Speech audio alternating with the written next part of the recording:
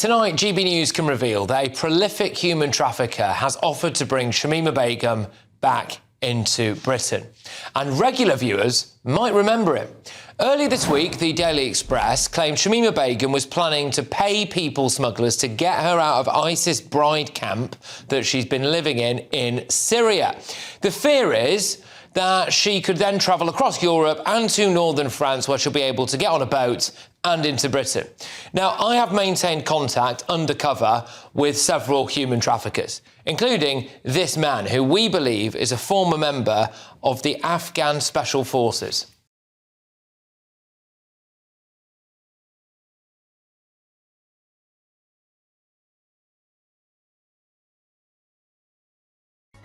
In that video he posted, the person is wearing the same uniform as Afghan Special Forces that were trained by British Special Forces. He's also previously posted with pictures of cash and guns that you're looking at there, and also some kind of ISIS-style single-fingered pose as well. So we exposed this guy back in October 2025, and despite putting it all out here on national television, we can confirm that he is still operating. And he's claiming to be able to break Shamima Begum back into Britain. We asked him if he would let Shamima Begum come back to Britain. He gave the thumbs up. We sent him a picture of Begum, and then he immediately posted this video, presumably as proof that he was still able to get people like her into Britain.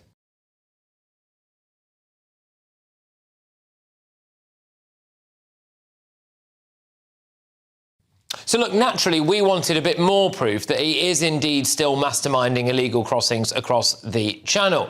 So we asked for a bit more, and today he sent us this.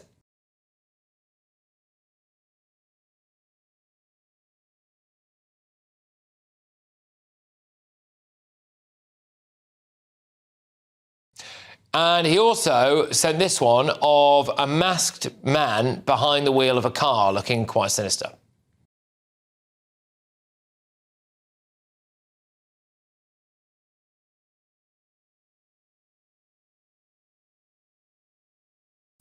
Now, I want to stress to you that I believe this man is a very, very serious operator when it comes to what's going on in the channel, and someone very high up the human trafficker gang chain, not simply some foot soldier wandering around Calais.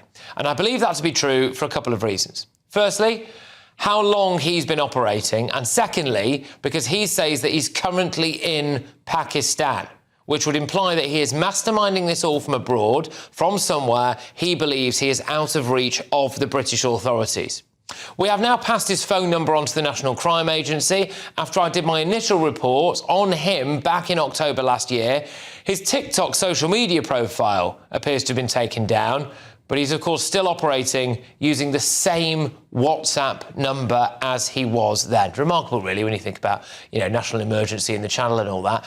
If it's as easy as that for us, just us here at GB News, to find someone willing to traffic Begum back into Britain, then let's be honest, she's going to have no problem at all, is she? Your passwords are your passwords, only for your eyes. But how safe is your phone or laptop or tablet? Well, watch this. I press one button and my phone is now shielded from hackers and prying eyes. ExpressVPN is your protector. Yes, you can protect all your passwords fast across multiple devices with ExpressVPN. Premium, fast and highly secure. Get big peace of mind for a low cost. Click the link in the description or scan the QR code to get up to 75% off, plus 4 extra months free, all backed by a 30-day money-back guarantee. Protect your online life today.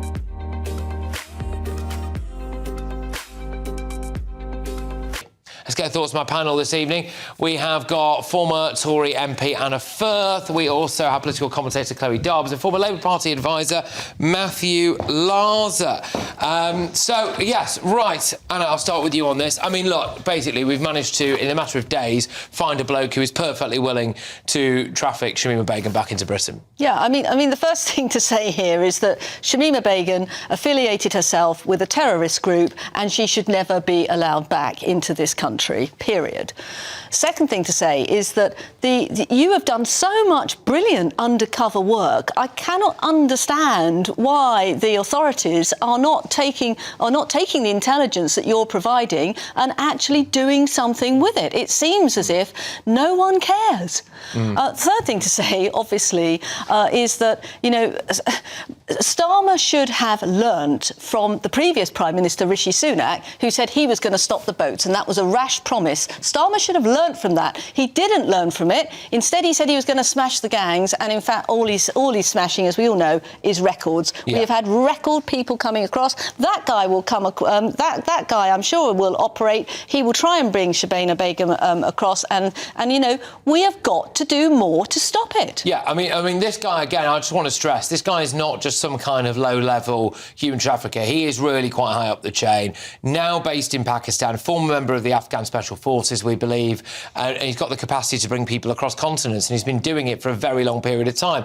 And the security services, like we were saying, they took down his TikTok. He's still operating on the same phone number. He's still bang at it every single day. I mean, the fact that you're able to just get hold of him on WhatsApp like that, yet Keir Starmer can't smash the gangs, acting as if it's a really impossible thing to do, is just absolutely laughable. It's so easy to track down these people and get hold of them. I mean, you've been to Calais and been able to find them super easily, right? And then we've got, at the moment, the deal with France is about to expire, and Keir Starmer needs to decide if he's going to hand the French a load more cash, and there's a lot of pressure on him to not hand them another penny, unless it's actually linked to performance, because at the moment, the percentage of boat crossings for the France stops is actually going down, despite the fact that we've given them nearly £1 billion.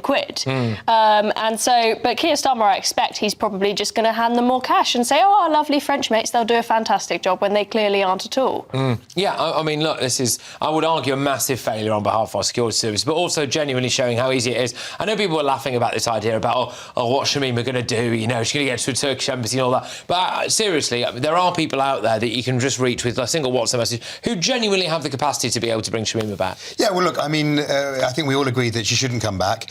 And in terms of this guy and his ilk, clearly, the Prime Minister promised that he was going to do things like use anti-terror legislation, which I think has now been extended to these sorts of potential offences. And therefore, you know, let's see that in action. We need to make sure that the resources are there, if the powers are now there, to take action on people like him. Because if, you know, as you say, if they're so easily identifiable, the security services should most certainly be doing that. I mean, I agree with Chloe that the French deal, it was signed by the previous government, it's just fact. It obviously is now about to expire. The deal, if Labour renews it, has to be a lot better, linked to performance. And we had one good day of weather yesterday, and 600 people came across the channel. Yeah, it's clearly not working, the deal with the French at the moment. It needs to get stronger. I mean, to be fair to the Tories, they signed it in good faith, and the French haven't delivered. I mean... But the other thing that just doesn't make sense is record numbers, nearly record numbers, second highest numbers for a year have come over 2025, over 41,000. Now, that must be roughly at least 400 boats. Each boat has a person operating the tiller, operating the engine. Why haven't we got at least 400 it's interesting then you should say that, convicted? because we actually did something a couple of months ago now where we got a video which was, in my view, just clear as day, of a bloke who was operating the tiller, which I understand now was there's a specific offence for that now, for which I think you can get up to life in prison. Yeah, and that was since the Labour. So we sent that video to the relevant authorities, and they just said to us, and by the way, this was, look, as far as I was concerned, as far as anyone who really watched that video was concerned, it was in the English Channel, right? It certainly wasn't in the Mediterranean, certainly wasn't anywhere else. The only response that we get back from the Home Office was, no proof. What we've got here, proof it's in the channel. No proof it's in the channel at all. Just otherwise, because it's over in the shot. White cliffs. No, it wasn't quite like that. But Patrick, what we've got here is a complete unwillingness to actually enforce the law, because Matthew's right that is illegal, and all of those 400 operators should be prosecuted and convicted. But also, what the Tories actually did with the Nationality and Borders Act was make it an offence to actually come here illegally. So every single one of these 41,000, in theory, should be actually being charged. I think they just think that it's not worth the hassle, because whenever they try to prosecute anyone for anything, they're just met with this, barrage of lefty lawyers and ECHR rules. I mean, the first guy that he got deported to France and then he came back again, and then he did that exclusive interview with The Guardian. He was saying, I'm going to use my human rights because I was used as a slave labour by these smugglers. And you can say, if I was operating the tiller, they were using me as slave labour, because it's not a people smuggler that's actually doing it. They say, we'll give you a free trip, and they'll bully you into it if you actually drive, because they don't want to drive the boat, because they don't want to be on one of those dinghies. Sorry, press time. I want to get this point in. I don't know if you might be able to get the clip up of him looking like he's in the Afghan National Army, in the Afghan Special Forces, if that's possible. The one where he's in the Afghan National uniform, and he's there you go. Brilliant. Which means we trained him. The West will have trained him. Which would mean... Sorry. Exactly. No, that it was British Special Forces. Now, in terms of finding out who this guy is, right, there was a finite number of people in the Afghan Special Forces. There was a finite number of people who will have been there on this day that this video was taken wearing that uniform, right? And there was a press tour that they did about it, and they took pictures of them. So I think there's a pretty good chance that this government could very easily find out exactly who this guy is. The second angle on this, and I'll put this to you, Anna, is he is now, we believe, according to him, operating from Pakistan, right? And this is another person who, again, we surely have to have the capacity to go to the Pakistani government and say, we know who this guy is, he is within your grasp, you go and take care of him for us. But we don't seem to do that with any of them, whether it comes to the rape gangs or it comes to anything. People can just go and operate with impunity in Pakistan, a country that we bend over backwards for every single day. We've even allowed their airlines, Pakistani International Airlines, to start flying into Britain again, despite massive concerns about all of that.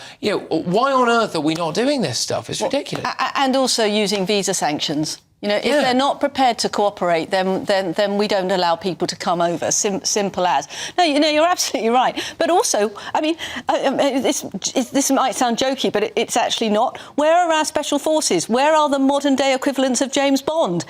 Why aren't they out there operating? Yeah, exactly. Yeah. Well, we certainly need to use every lever we have against Pakistan in terms of making sure that they play fair. And Shabana Mahmood has been clear that she wants to get tough on that she does want to reduce visa sanctions if necessary. Obviously, the proof will be in the pudding. Let's hope that does actually come to fruition. It's too late. The first time Pakistan said we're not going to take back such and such grooming gang offender, we should have said, on a couple. We should have said no. Well, you're not having a single visa. Exactly. But the number of Pakistanis that we allow to come to Britain, be it either legally or they come here on a student visa or a temporary work visa, and then we grant them asylum, is huge. And why are we allowing? And the aid budget. Exactly. Absolutely. They shouldn't get a single penny from us if they're not, for example, going after this guy. Yeah. The overarching point there is, of course, it was dead easy. It took us less than 24 hours to find a really quite senior human trafficker who is more than willing and capable of bringing Shamima Begum back to Britain.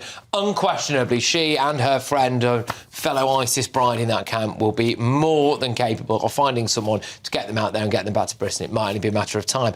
Anyway,